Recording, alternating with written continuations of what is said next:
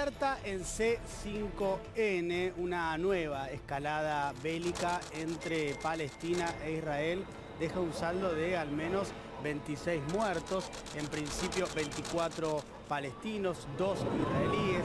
Hay también denuncia por parte de los palestinos de que dentro de los muertos hay muchos niños. Aumenta la tensión entonces allí en esa zona de Medio Oriente y estamos en comunicación con Gabriel Ventasgal, que es periodista que está en Jerusalén, donde también se está dando parte importante del conflicto. Gabriel, buen día, ¿cómo te va? Diego Iglesias y Luli Trujillo te saludan.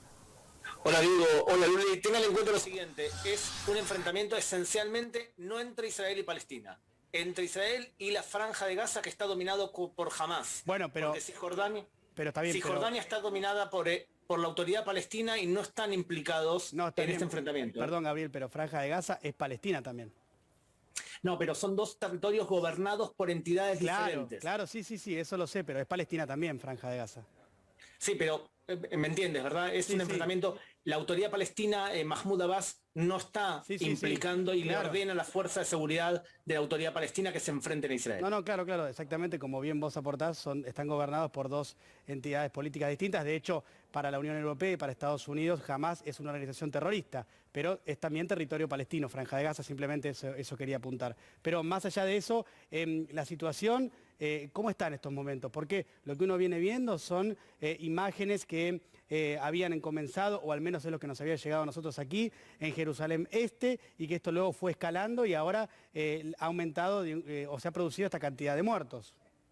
Sin duda, Diego, esto pinta mal, ¿eh? En general, cuando alguien te decía que si los palestinos de la Franja de Gaza disparan 100 cohetes por día, ya es el comienzo de una operación seria. Y hasta ahora han disparado 350 en una sola jornada. Claro.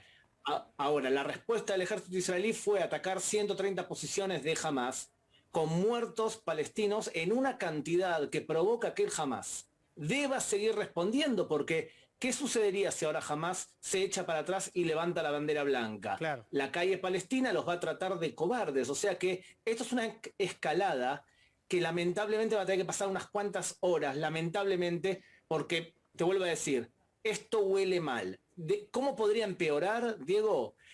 Si en vez de disparar alrededor de la Franja de Gaza contra ciudades israelíes, disparan contra Jerusalén otra vez o contra Tel Aviv, no le queda otra al gobierno que responder aumentando la intervención militar.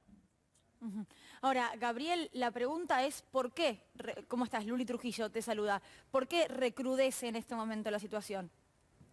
Bueno, la excusa en principio fue un problema de unas personas que vivían en un alquiler de unas casas judías que no pagaron alquiler, entonces la Corte Suprema les pidió desalojo y eso fue interpretado como un intento de copar las ciudades árabes con población judía. Eso siguió con manifestaciones en Jerusalén en el mes de Ramadán, el día de Jerusalén, con mucha gente con banderas festejando la unificación de Jerusalén, cosa que humilla al Islam. Todo eso fue el caldo de cultivo inmediato. Pero hay un problema mucho más grave, Luli, y es que jamás quería triunfar en unas elecciones que iban a ocurrir ahora. En mayo iban a haber elecciones para presidente y para parlamento palestino que no hay desde el año 2005-2006.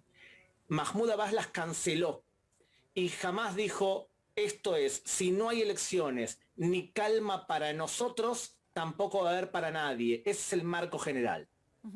Gabriel, te quiero preguntar por el tema vacunas en lo que es Franja de Gaza, Palestina, teniendo en cuenta que Israel, en cuanto a población vacunada y velocidad en que eso ocurrió, es un ejemplo a nivel mundial. ¿Hubo una colaboración en ese momento? ¿Hubo una mesa de diálogo y de solidaridad?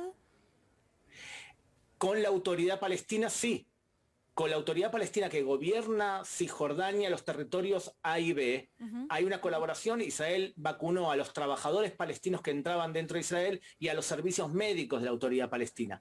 Pero por los acuerdos de Oslo, la autoridad palestina tiene dominio sobre temas de salud. Yo creo que va a aumentar la colaboración con la autoridad palestina. El problema es que Hamas es una entidad diferente que está de hecho en guerra desde que asumió el poder de la Franja de Gaza con Israel. Cuando ustedes ven ahora que están disparando cohetes, el disparo de cohetes comenzó en el 2001. En el 2007 Hamás tomó el control. Si no me equivoco mal, Diego estuvo deambulando por la Franja de Gaza, que hizo un informe buenísimo hace unos años. Espero no equivocarme, Diego, pero me parece que tú estuviste por ahí. Sí, estuve 2 veces allí en Franja de Gaza y en Palestina y en Israel, digamos, hace varios. ¿Vos te diste cuenta que hay una...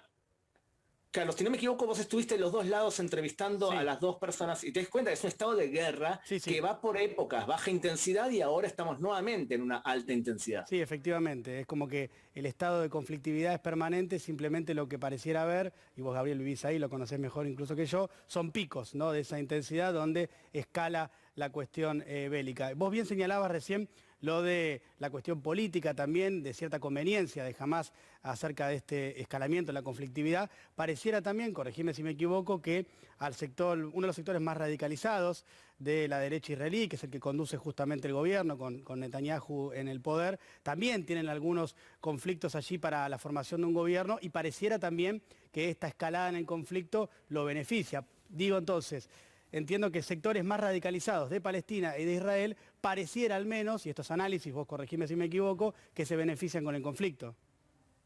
Yo creo que vas por buen camino, Diego, porque el gobierno actual no ha logrado formar gobierno. Y la alternativa, que ahora tiene un plazo de 21 días le quedan para formar gobierno, quería sustentar su alianza de gobierno en algunos partidos árabes. Estos partidos árabes, hoy cuando está el conflicto entre Israel y la Franja de Gaza, se echan para atrás, porque si no serían muy criticados por los árabes en Israel. ¿Cómo ustedes van a formar gobierno de un país que está en guerra con nuestros hermanos más allá de la frontera? Claro. Esto sin duda resquebraja la posibilidad de la alternativa de Netanyahu a formar gobierno. En ese sentido estoy de acuerdo contigo. A corto plazo beneficia, pero imagínate, digo, que ahora siguen cayendo cohetes y hoy fallecieron 2 israelíes, una mujer de 60 y una mujer de 80. Todo esto que está pasando ahora no beneficia a la larga al primer ministro, porque lo muestra dentro de la población local como alguien blando. Claro. Gabriel, como siempre, un placer escucharte y gracias por la gentileza de atendernos y por la precisión. Un abrazo grande. Chao, querido, un abrazo.